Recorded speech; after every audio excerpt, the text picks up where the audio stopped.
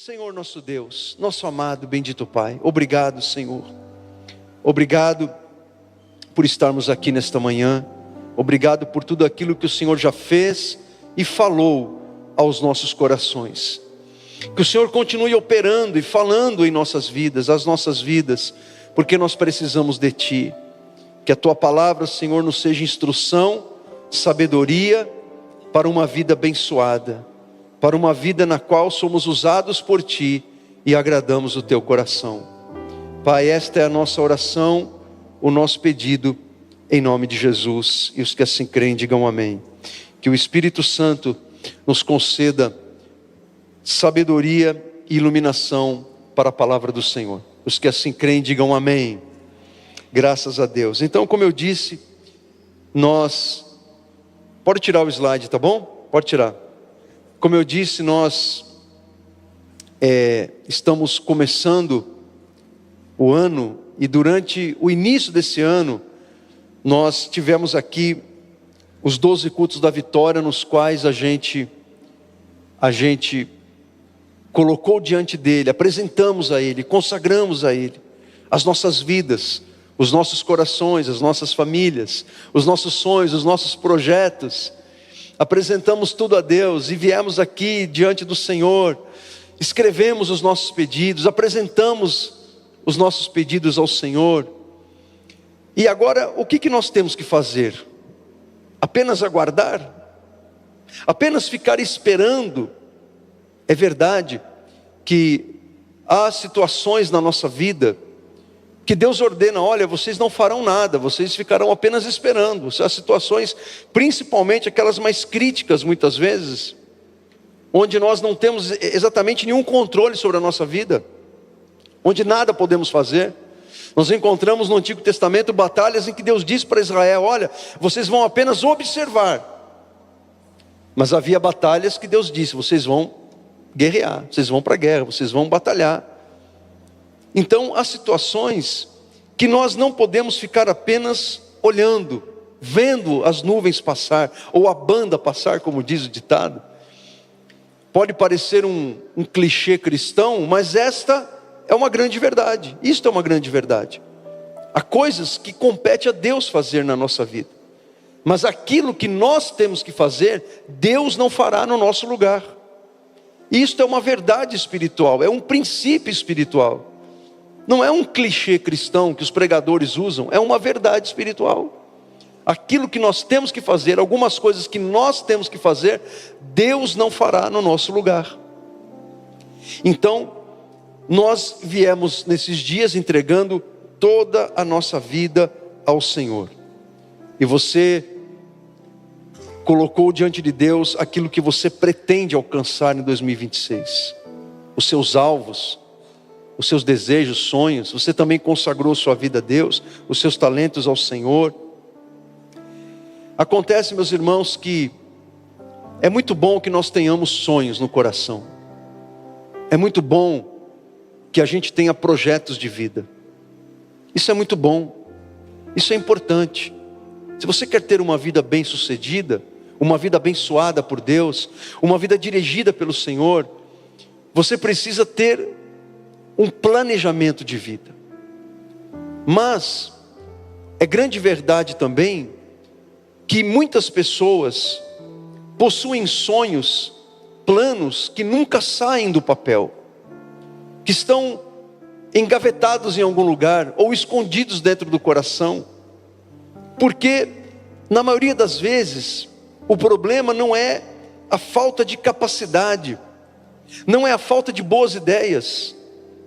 Muitas vezes o problema das pessoas é a bagunça estrutural, é o caos em que a vida da pessoa se encontra. Então a gente precisa entender que estar em movimento não significa a mesma coisa que estar progredindo. Não significa a mesma coisa.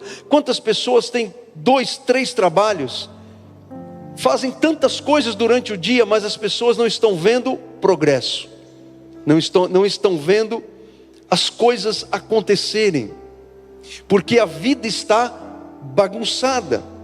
Agora veja, que que Deus pensa sobre isso? O que que Deus pensa sobre isso? A Bíblia nos ensina que o nosso Deus, o Deus Criador, Ele é um Deus de ordem.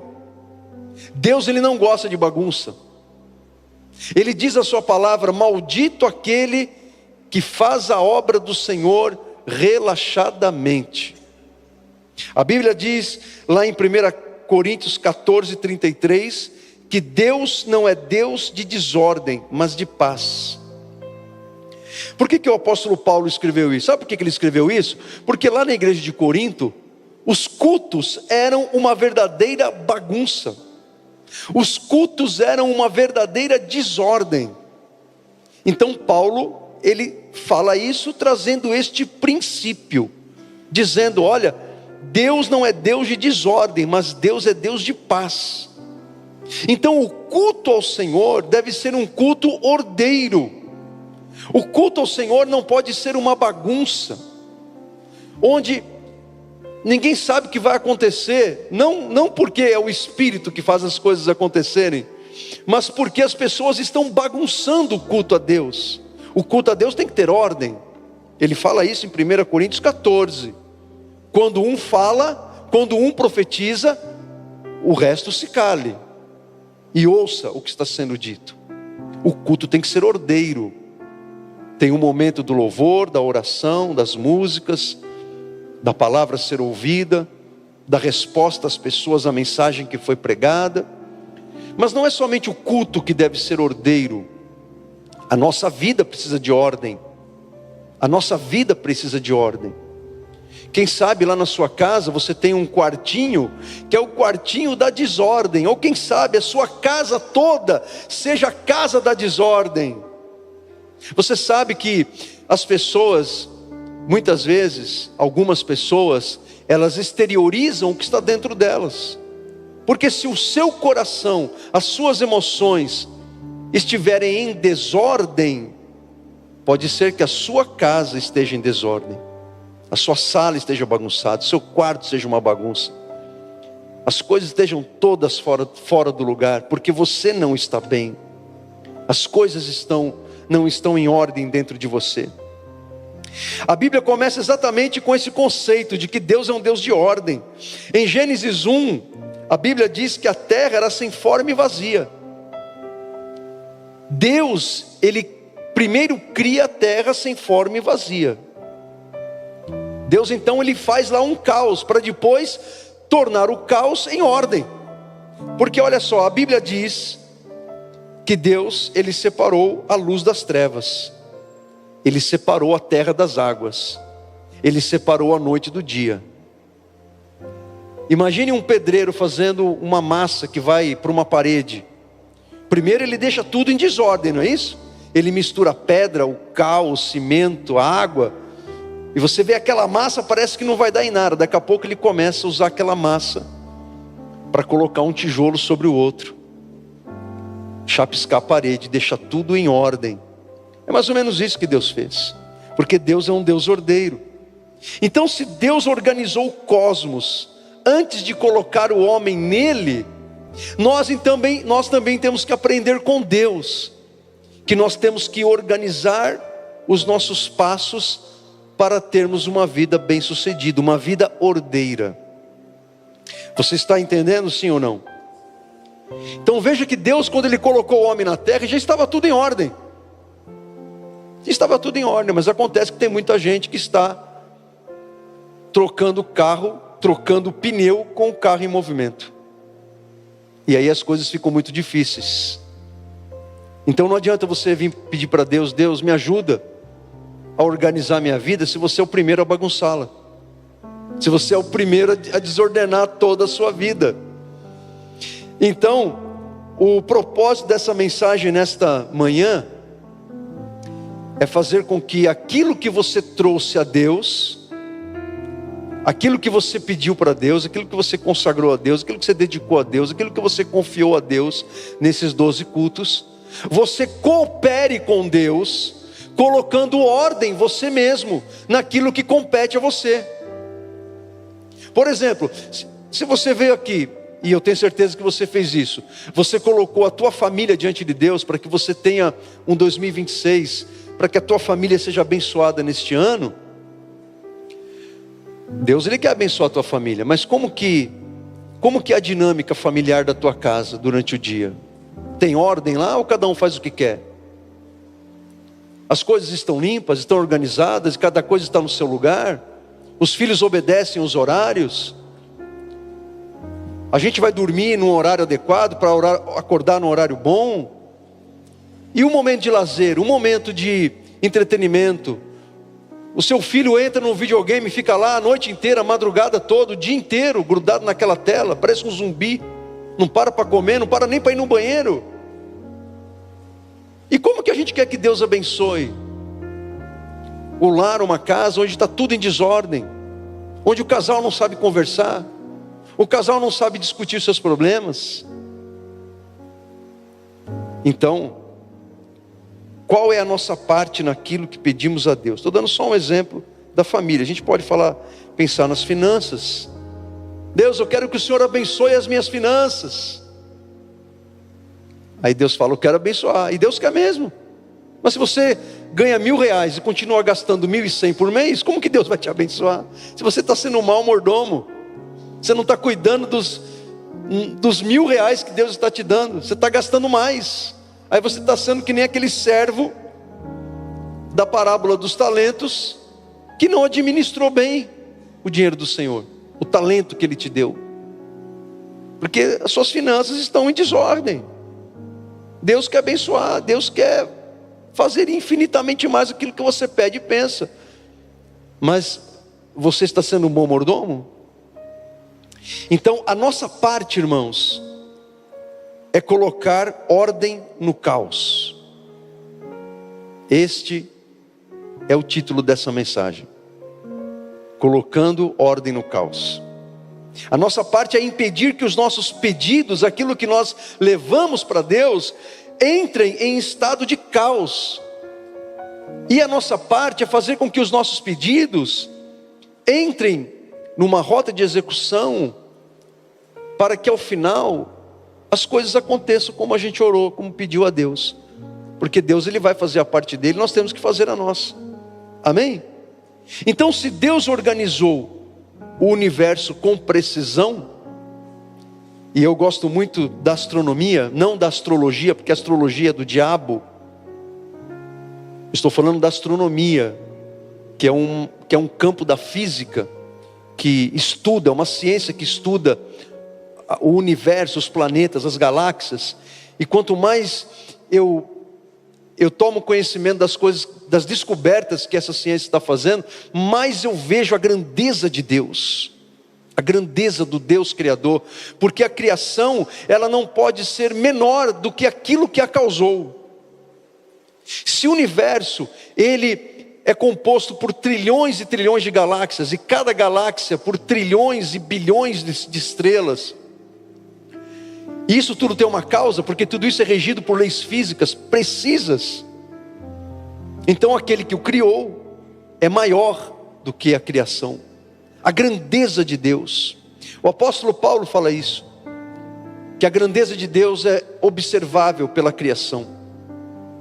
Então, se Deus organizou o universo com tamanha precisão, então Ele pode também nos ensinar a organizar a nossa vida. A questão é se a gente está disposto a aprender, se temos um coração ensinável, certo? Então, para não bagunçar os seus objetivos, as suas metas, os seus alvos, aquilo que você trouxe para Deus nesses dias, a Bíblia, ela nos oferece princípios de ordem, princípios de foco, de atenção, de organização, de uma vida ordeira e de dependência divina acima de tudo. Então eu quero trazer alguns desses princípios para você nesta manhã, e quero ser preciso, não quero me prolongar. Primeiro, tenha clareza, planeje, faça o seu planejamento e escreva o que você está planejando. Por que é importante você escrever? Porque muitas vezes os objetivos se perdem no coração da pessoa, na mente da pessoa, quando ela fica somente na imaginação. Quando você escreve, como nós fizemos aqui nesses 12 dias, quando você escreve, a neurociência nos ensina que isso ocorre na sua mente, um processo de memorização e de comprometimento e de assimilação com aquilo que você está escrevendo.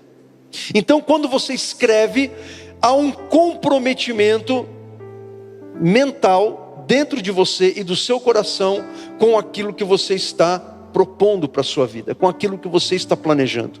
Olha o que Jesus ele fala em Lucas 14, 28.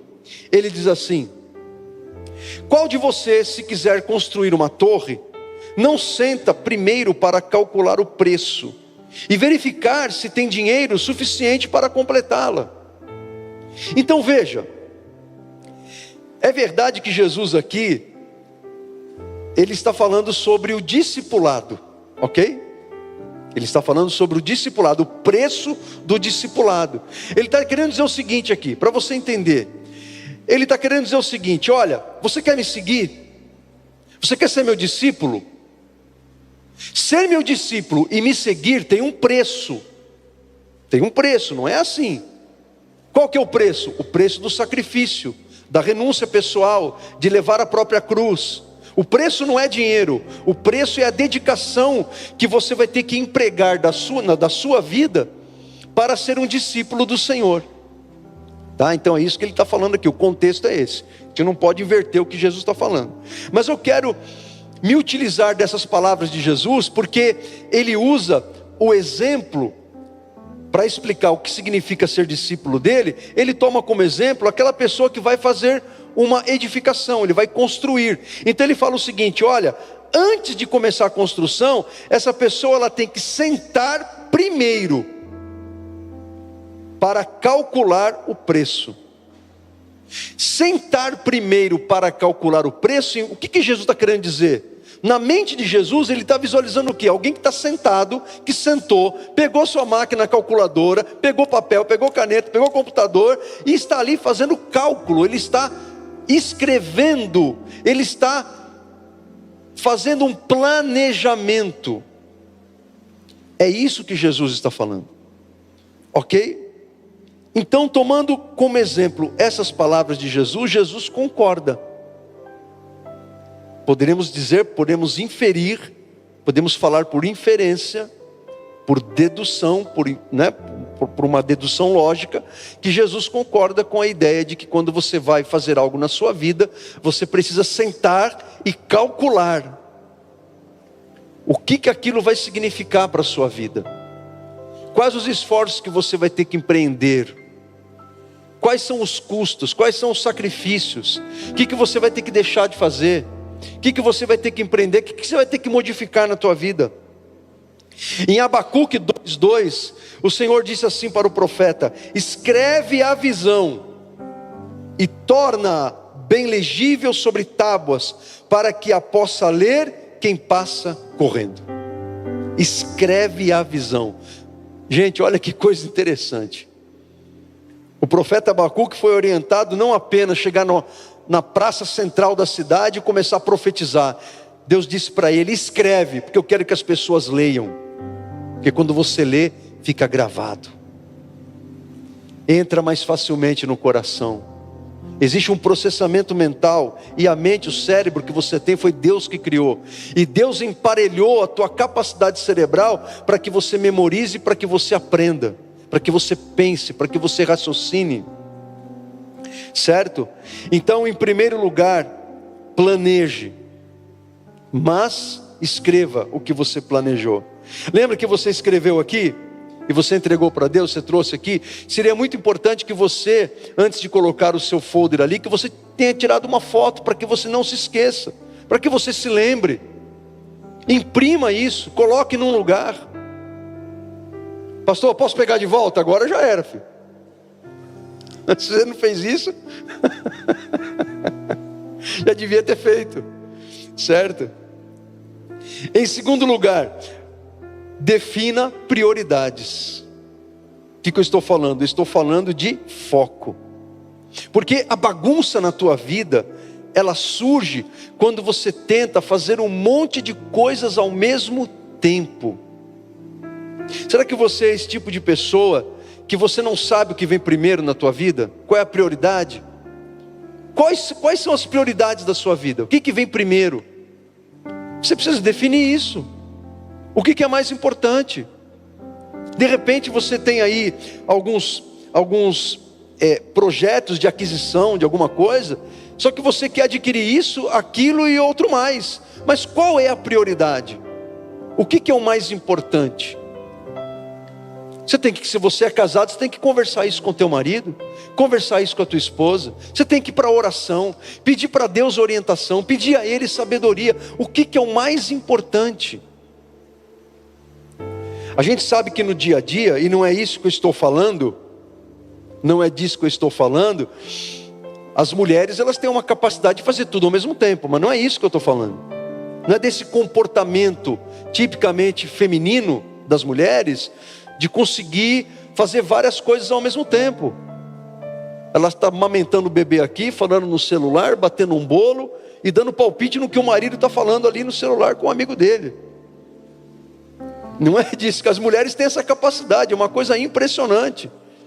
Nós homens, a gente consegue fazer uma coisa de cada vez. Se o seu marido tiver parafusando qualquer coisa lá na sua casa, pregando um prego na parede, não fale com ele, porque se você falar com ele, ele vai dar uma martelada no dedo. Porque nós homens precisamos de foco. Nada pode tirar a nossa atenção. Seu marido está assistindo o jogo do time dele, semifinal, precisa classificar. O time está perdendo, você vai querer discutir problema com ele nesse momento, não vai conseguir. Calma aí, minha filha, espera o jogo acabar, ele vai ficar nervoso que o time dele vai perder, deixa ele acalmar. Aí você sente que precisamos de foco. Mas não é disso que eu estou falando. Eu estou falando da administração da vida, das coisas importantes, dos grandes projetos, dos grandes sonhos que nós temos para nós. Lewis Carroll, em Alice no País das Maravilhas, ele disse: para quem não sabe para onde vai, qualquer caminho serve. Quem não sabe para onde vai, qualquer caminho serve. A vida do crente, gente, não pode ser a base daquele pagode. Deixa a vida me levar. Deixa a vida me levar. A vida do crente não pode ser assim. A vida do crente não é deixa a vida me levar. A vida do crente é deixa os propósitos de Deus conduzirem a minha vida. Os propósitos de Deus conduzem a minha vida. Os propósitos de Deus influenciam os meus sonhos. Os propósitos de Deus estão nos meus projetos pessoais. A vontade de Deus deve se cumprir na minha vida. O Espírito Santo deve me conduzir. Olha só, gente. Você sabia que Jesus, quando esteve aqui, ele tinha prioridade? Jesus, ele não veio morrer por todas as pessoas, sim ou não? Jesus não morreu para todos. A salvação não está disponível a todas as pessoas do mundo, sim ou não? Sim. Mas quando ele esteve aqui, ele tinha uma prioridade. E a prioridade dele era evangelizar, propagar as boas novas para o povo da antiga aliança em primeiro lugar. Olha o que nós encontramos em Mateus 15, 24. Ele diz assim: não fui enviado senão as ovelhas perdidas do povo de Israel. Jesus está dizendo: olha, eu tenho um foco, eu tenho uma prioridade. Eu tenho um foco, eu tenho uma prioridade. Falar ao povo, as ovelhas perdidas do povo de Israel. Essa é a prioridade. A evangelização do mundo ficará a cargo da igreja que eu vou deixar. Mas a minha prioridade aqui é anunciar o evangelho às ovelhas perdidas do povo de Israel. Jesus, ele tinha prioridade, gente. O ministério de Jesus não era uma bagunça, ele tinha prioridade. Ele começa pregando o evangelho na Galileia, e depois ele vai indo para outros lugares. Jesus, ele tinha um quartel-general. Jesus, às vezes ele estava com a multidão, às vezes ele estava com seus amigos, com os 12, às vezes ele estava só com os 3, Pedro, Tiago e João, e às vezes ele estava sozinho com o Pai. E nada disso, e nenhum desses momentos na vida de Jesus eram por acaso. Jesus era intencional, porque ele tinha prioridade. E de todas as nossas prioridades, devem estar alinhadas com a maior das prioridades. E qual é a maior das nossas prioridades? Ou a maior das prioridades que devia estar presente na vida de um crente? É aquela que Jesus diz em Mateus 6,33: busquem humildemente primeiro, olha só, Jesus está falando de prioridade. Busquem humildemente primeiro o reino de Deus e a sua justiça, e todas estas coisas, que coisas? As nossas necessidades básicas. Era disso que ele estava falando. E todas as nossas necessidades nos serão acrescentadas. Então busquem humildemente, ou seja, o nosso coração para com Deus não pode ser um coração orgulhoso. O nosso coração para com Deus não pode ser um coração de pedra. Não pode ser um coração cínico, desconfiado, incrédulo, orgulhoso, soberbo, autossuficiente. Busquem humildemente primeiro o reino de Deus e a sua justiça. De tudo aquilo que nós trouxemos para Deus, essa deve ser a nossa maior prioridade. Porque se essa for a nossa maior prioridade, todas as outras coisas que vierem depois serão abençoadas pelo Senhor, serão aprovadas pelo Senhor, porque Deus está vendo e confirmando que Jesus está em primeiro lugar na nossa vida, acima de qualquer sonho pessoal que nós tenhamos. Amém ou não amém? Então, em primeiro lugar, planeje e escreva. Em segundo, defina prioridades, o foco, certo? Às vezes a gente quer fazer um monte de coisa ao mesmo tempo, né? A gente quer trocar de carro, quer trocar de casa, quer fazer uma viagem. Só que às vezes a gente não consegue fazer tudo ao mesmo tempo. A gente tem que definir prioridade. A gente quer fazer um curso, as mulheres querem fazer uma plástica. Qual é a prioridade? Qual é a prioridade?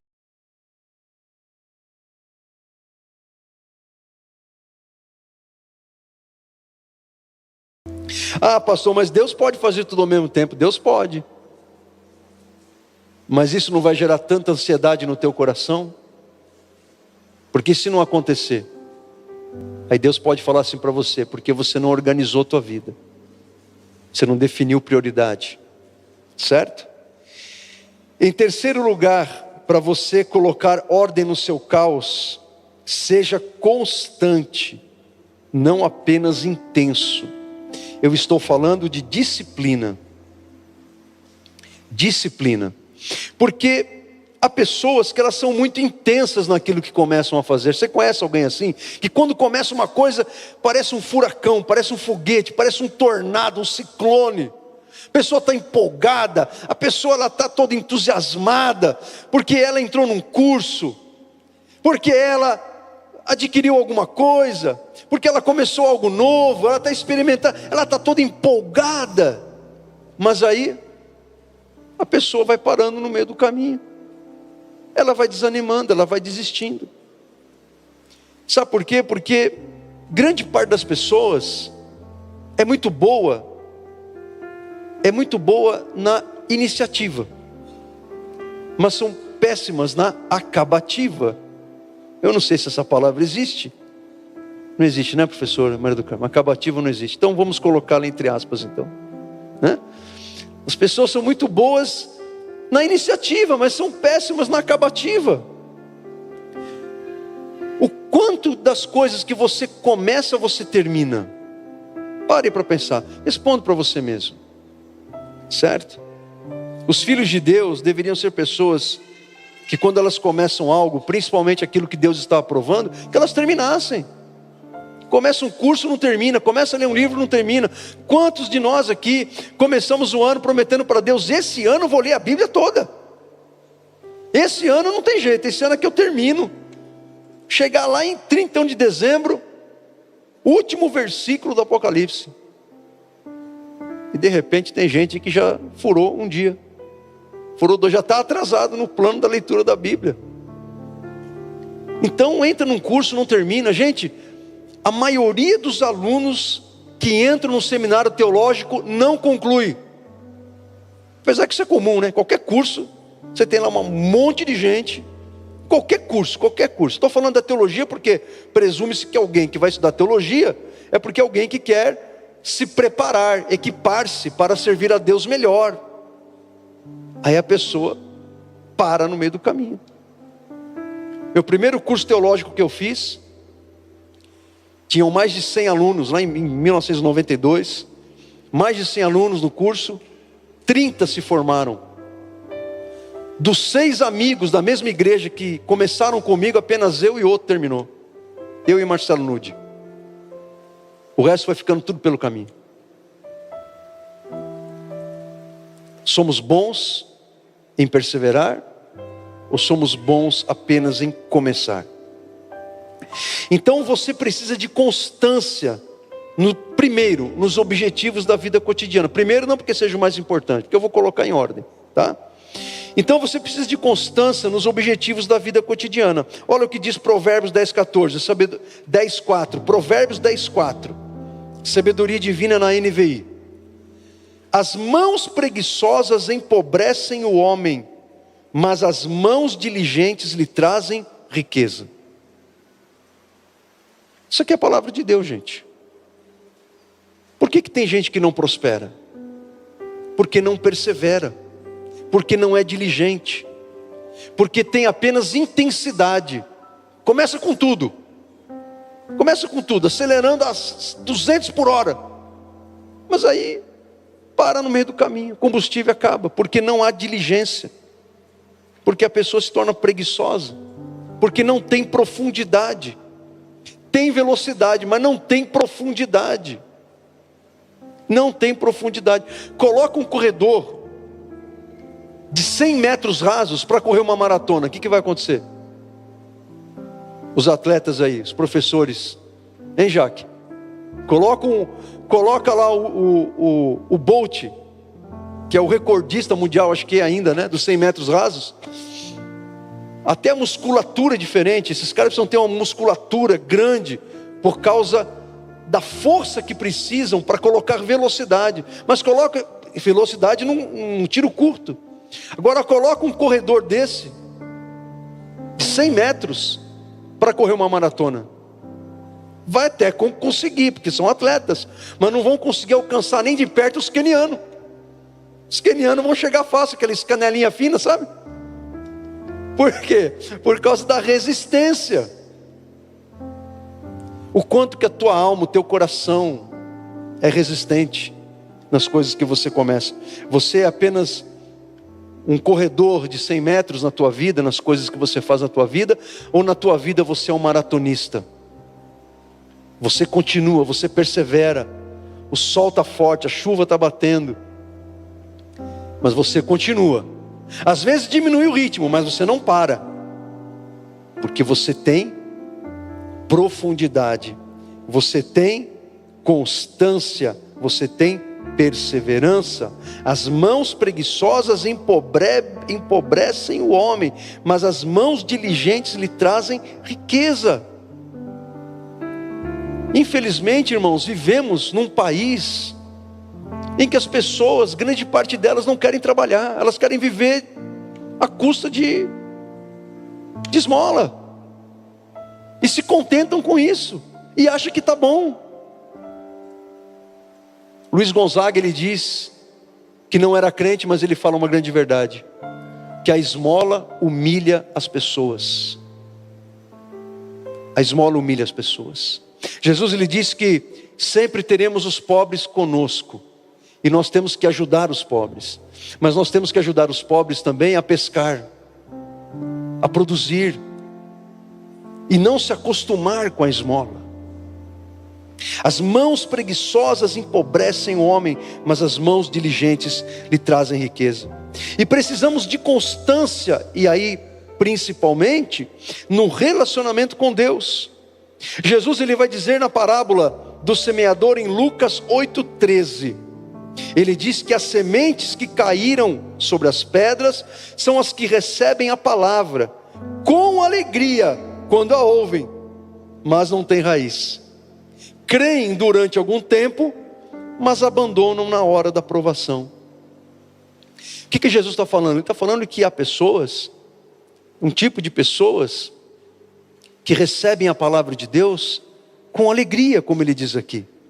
Ficam entusiasmados, ficam embasbacados com o Evangelho, com a palavra de Deus. Mas essa alegria, essa fé, dura apenas algum tempo. E essas pessoas então abandonam a fé. Falta de constância na vida espiritual, falta de perseverança na vida com Jesus. Porque nós não podemos evitar, gente, as provações. Não podemos evitar as tentações, temos que correr delas, mas elas virão. As provações, as tentações, Jesus disse: no mundo vocês terão aflições. Jesus ele disse: assim como me perseguiram, perseguirão vocês também. Assim como não me ouviram, também não vão ouvir vocês. E tudo bem, assim como me ouviram, vão ouvir também. Jesus nunca escondeu a verdade do que é servi-lo, e nunca prometeu facilidades para os seus discípulos, muito pelo contrário. Então nós não podemos ser como essas pessoas, cujo coração é um coração pedregoso, o solo cheio de pedras. E aí ele continua dizendo no versículo 15, o contrário agora: mas as que caíram em boa terra são os que, com um coração bom e genuíno, ouvem a palavra e a retêm, e que produzem uma colheita como? Com perseverança. Produzem uma colheita com perseverança. O verdadeiro crente é aquele que espiritualmente na sua vida com Deus, ele não desiste, ele é diligente, ele persevera. Vem a provação, venham as lutas, venham as perseguições por causa da fé, ele não desiste, ele persevera. Ele não é apenas alguém que fica entusiasmado no novo nascimento, ou no primeiro amor. Ele não tem apenas intensidade, tem constância, perseverança espiritual na presença do Senhor. Amém?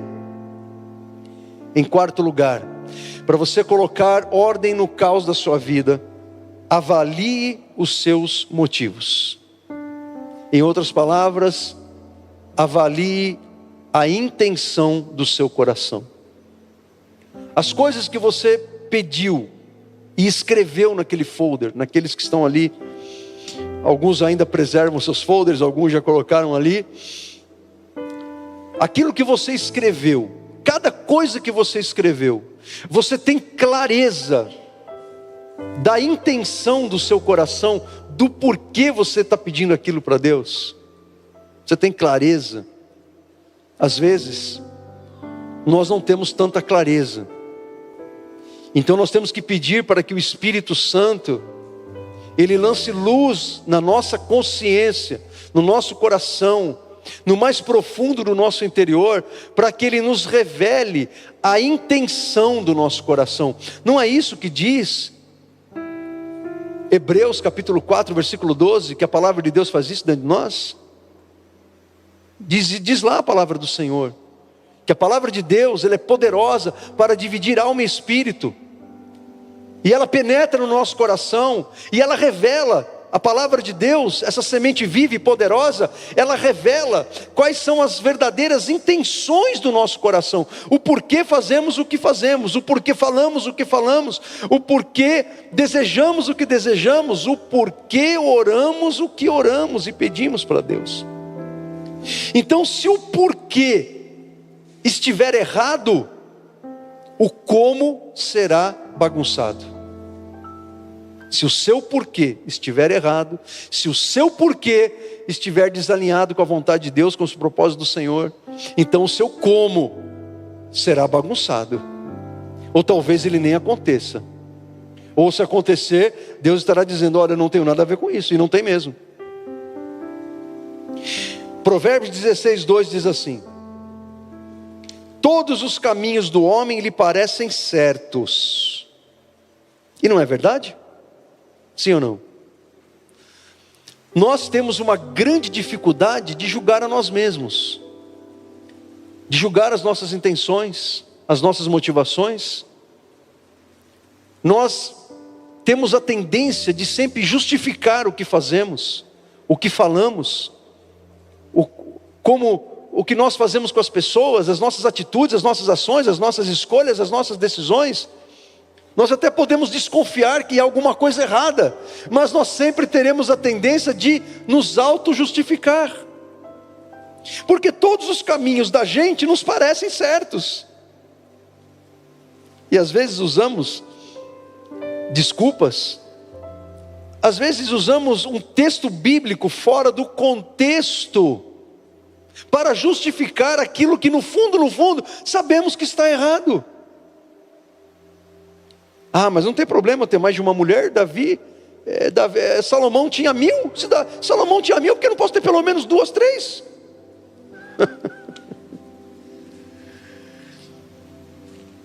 Não pode. Você tem que entender o contexto, certo? Por que eu não posso beber, pastor? A Bíblia diz que o importante é não se embriagar, tem que se encher do Espírito.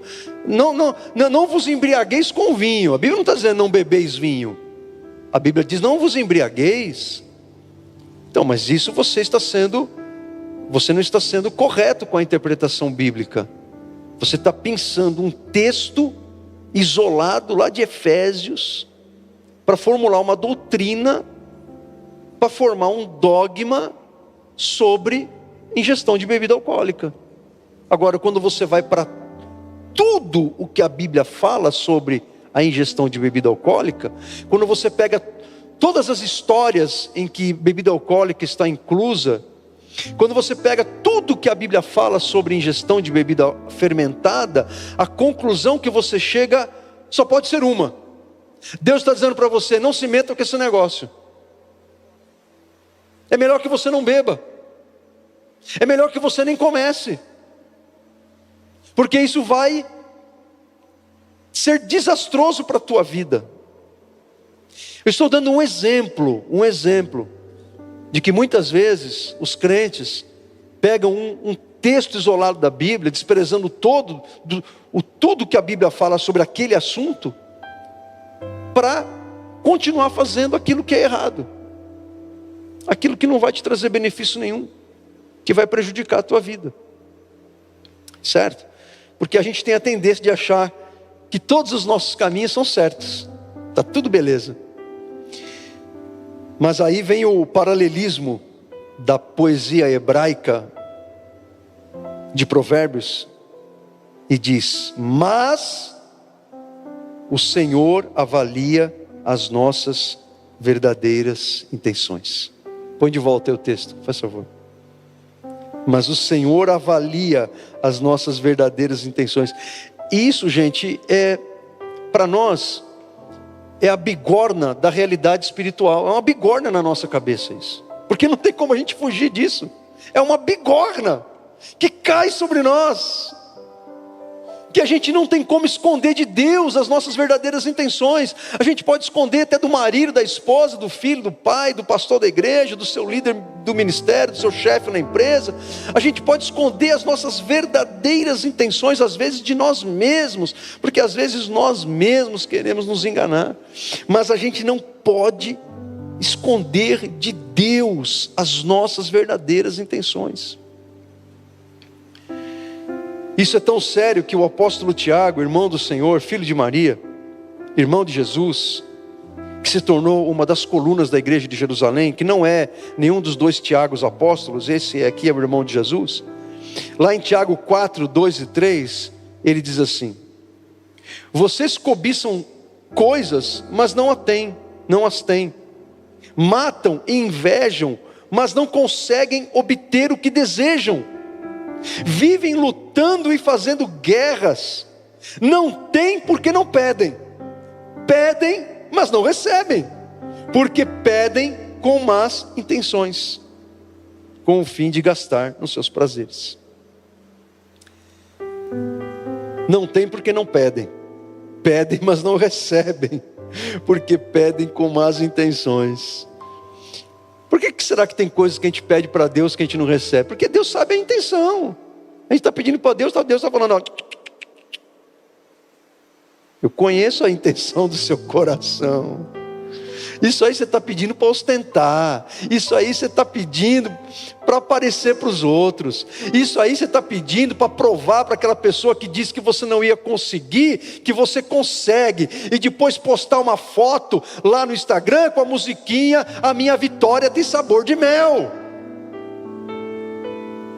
E Deus não pode abençoar alguém com um coração vingativo. Certo?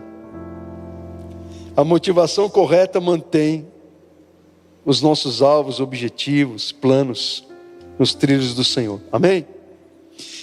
E em quinto e último lugar, para você organizar a sua vida, para que você não permita que aquilo que você pediu para Deus nesses dias entre no caos, entregue o controle final a Deus. Depende do Senhor.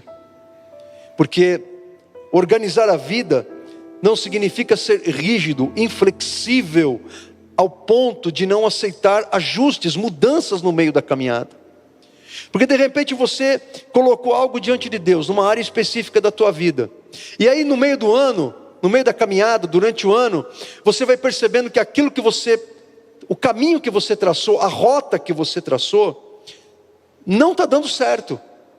E você percebe que Deus está mostrando para você o seguinte: olha, você não vai desistir do que você, da tua visão, você não vai desistir do teu objetivo, do teu foco, da tua meta, mas você vai ter que mudar a rota, você vai ter que mudar o trajeto, você vai ter que mudar o caminho, você vai ter que acessar outros recursos, você vai ter que colocar um plano dentro do plano, e de repente Deus está fazendo isso. Deus pode fazer isso porque Ele é o Senhor da nossa vida, para mostrar que os caminhos dele são melhores do que os nossos. Amém ou não amém? Então a gente tem que estar com o coração aberto para Deus chegar para a gente e falar o seguinte: olha, eu quero fazer diferente. Eu quero fazer diferente. Eu quero te dar uma experiência que você não estava imaginando. Então, meus irmãos, nós temos que deixar margem para a soberania de Deus e confiar na palavra final do Senhor. Amém? Provérbios 16 diz que nós fazemos planos, mas a palavra última vem do Senhor. E a gente não tem que ter medo da última palavra do Senhor. Dias atrás eu preguei sobre isso, que Deus, gente, Deus, o nosso Deus, Ele não é um estraga-prazeres. Ele não é um estraga-prazeres. Tem gente que está namorando, que está tão apaixonado, que tem até medo de perguntar: Senhor, será que esse namoro é do Senhor? Porque vai que Deus fala que não é. A pessoa acha que vai morrer. Todos nós aqui que estamos casados, todos nós já sofremos por amor, sim ou não? Na adolescência, um noivado que terminou, um namorado, uma namorada que nos traiu, nos trocou por outro, e a gente achou que ia morrer. Não achou que ia morrer? Sim ou não? Você achou que ia morrer, mas olha só, você aí vivo com o amor da sua vida do seu lado aí, ó. Você sobreviveu. Então, certo, Rubão? Não é verdade?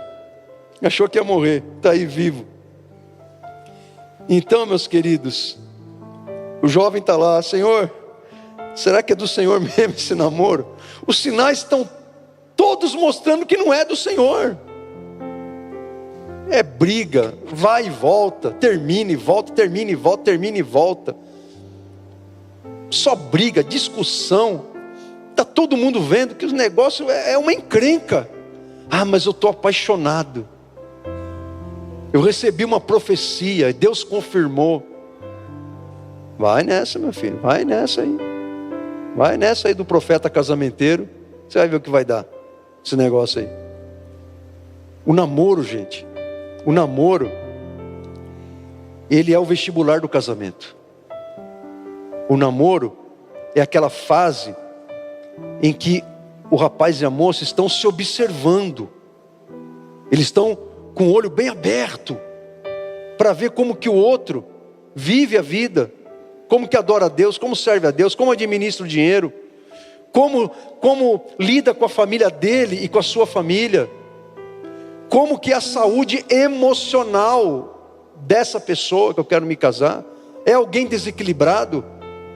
É alguém que tem algum vício? Ou é alguém liberto, livre, saudável?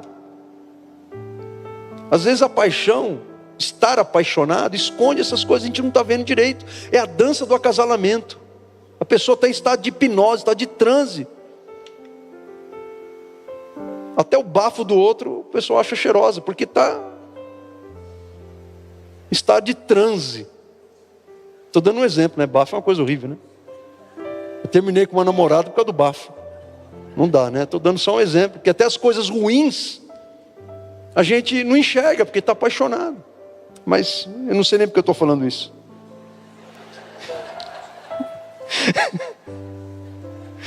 Ai, Jesus amado, tudo isso para explicar o seguinte: você está namorando, meu filho, não tem medo de falar para Deus não. Ó Deus, se não for de ti, tira da minha vida. Estou apaixonado aqui, estou excitadão, quero casar com essa pessoa, mas se não for de ti, arranca logo, Senhor.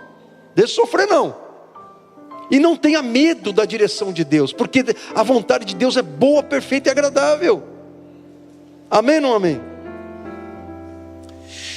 Provérbios 16:3 diz assim, ó: consagre ao Senhor tudo que você faz, e os seus planos serão bem-sucedidos. Veja que está no tempo presente. Consagre ao Senhor tudo que você faz. Então, seja você quem quer que seja, o que você faz na tua vida. Você trabalha em casa, você é do lar. E ser do lar não é fácil não, gente, é trabalho pra caramba. Trabalho de casa não é fácil não. Essa coisa, a mulher não trabalha. Lógico que trabalha, porque não tem uma profissão. Não trabalha? Trabalha muito.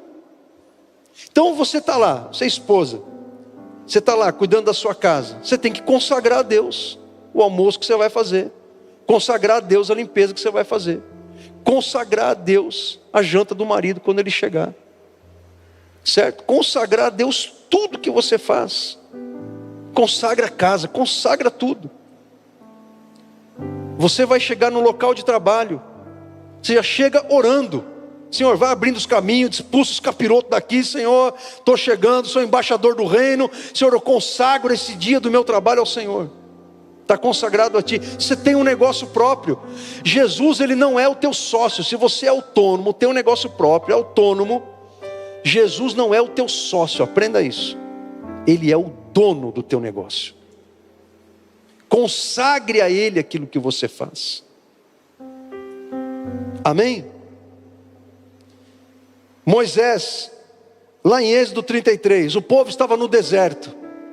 Era um momento crucial, era um momento de transição para o povo de Deus, da escravidão para a tomada da posse da terra prometida aos patriarcas.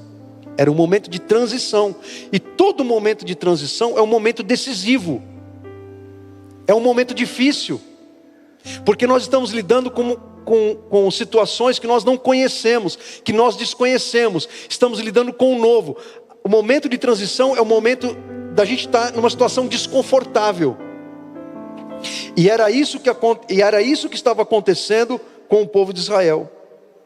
Estava havendo muitos problemas no meio do povo, rebeldia, murmuração.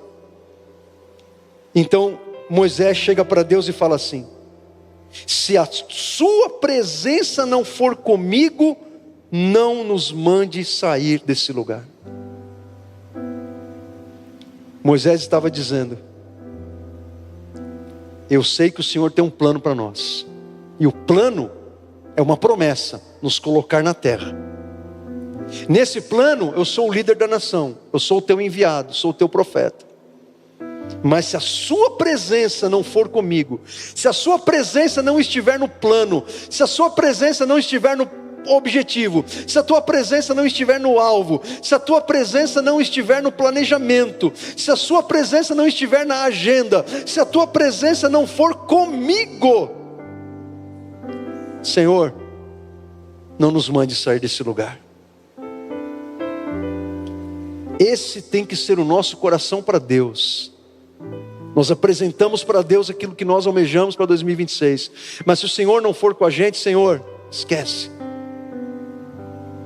Nós precisamos do Senhor na nossa vida, em tudo que fazemos, em tudo que realizamos. Amém? Então aprenda uma coisa, já estou terminando. Não bagunçar os seus objetivos ou trazer ordem no caos da sua vida é, acima de tudo, guarde isso, é acima de tudo uma questão de mordomia. Porque quando você está colocando ordem no caos, você não está colocando ordem nas coisas que são suas, mas nas coisas que são do Senhor. Porque ao final de tudo não se trata de nós, se trata do Senhor. Porque se somos mordomos, cuidamos daquilo que não é nosso.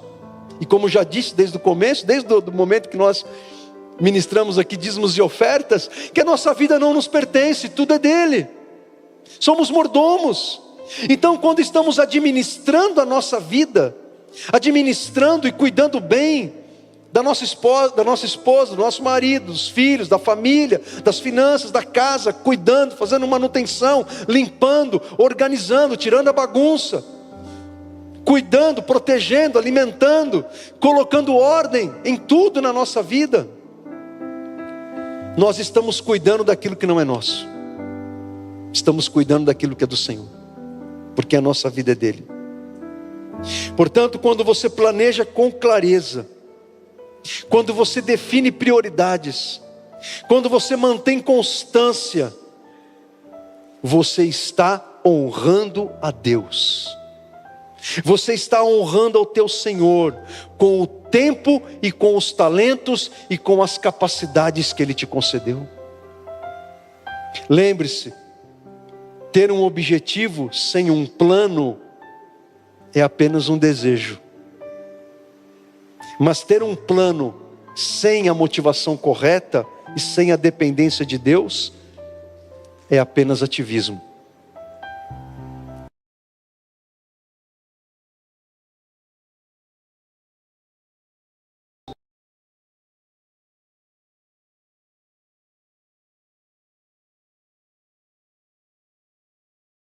Nós vamos orar ao Senhor.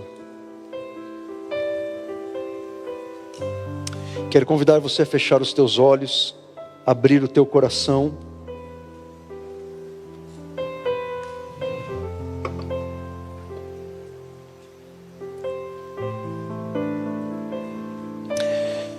Fale com Deus nesse momento, fale com o Senhor,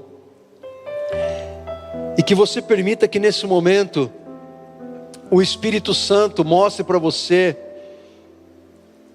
qual é a bagunça que você precisa colocar em ordem na tua vida.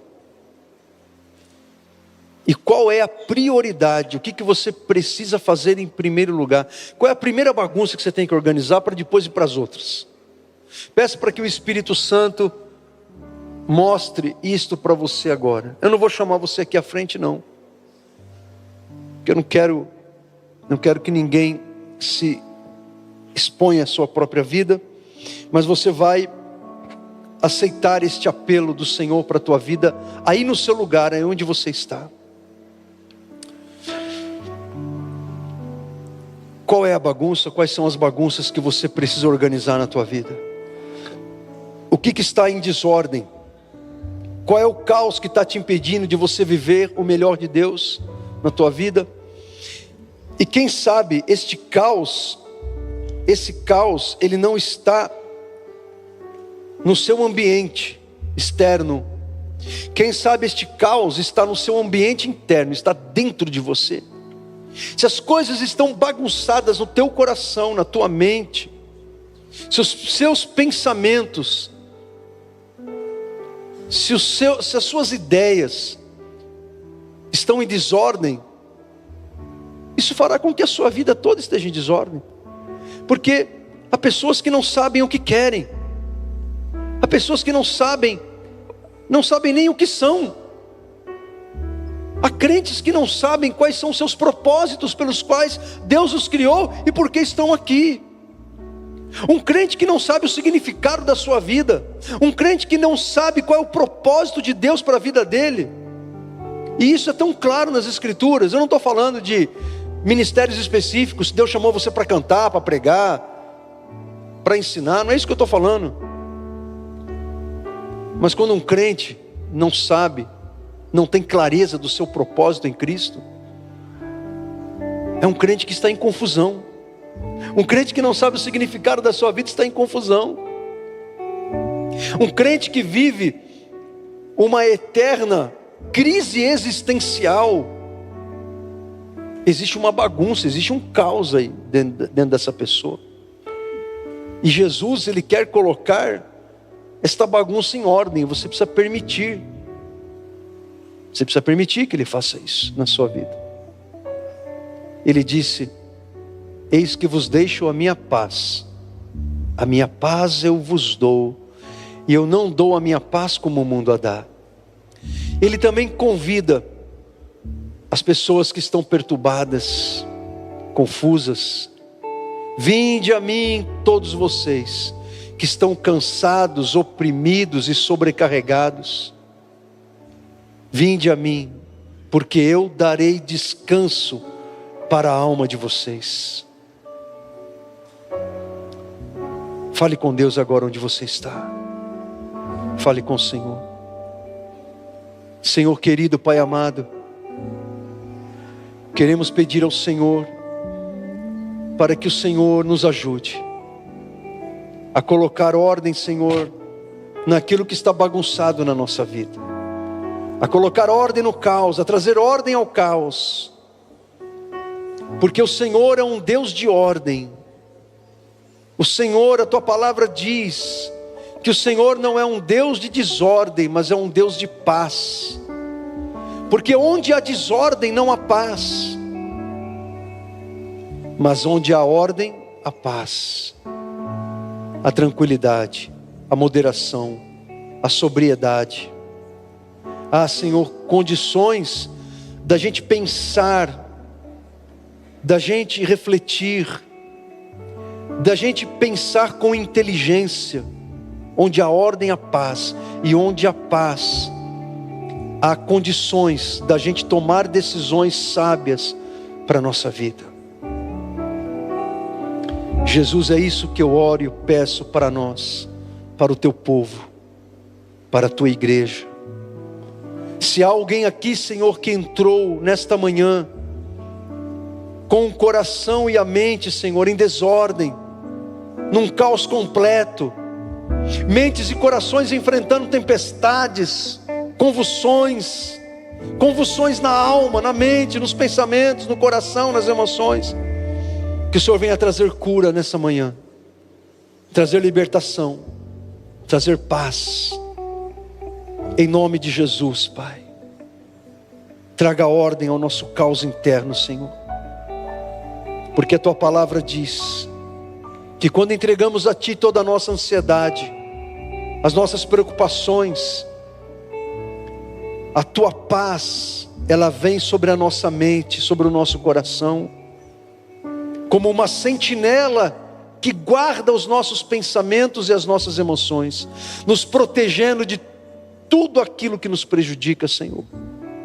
Que a Tua paz seja esse remédio espiritual protetor para a nossa alma e para o nosso coração. Que a Tua paz seja esse escudo, Senhor, que traz ordem às nossas desordens emocionais, mentais e espirituais.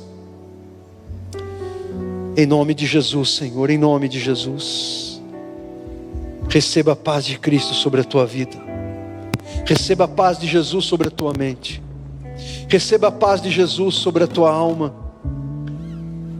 E que a instrução do Senhor para esta noite, para a tua vida nesta manhã, entre no teu coração e crie raízes profundas, em nome de Jesus. Vamos adorar a Deus com um cântico, e que a gente faça isso de todo o nosso coração.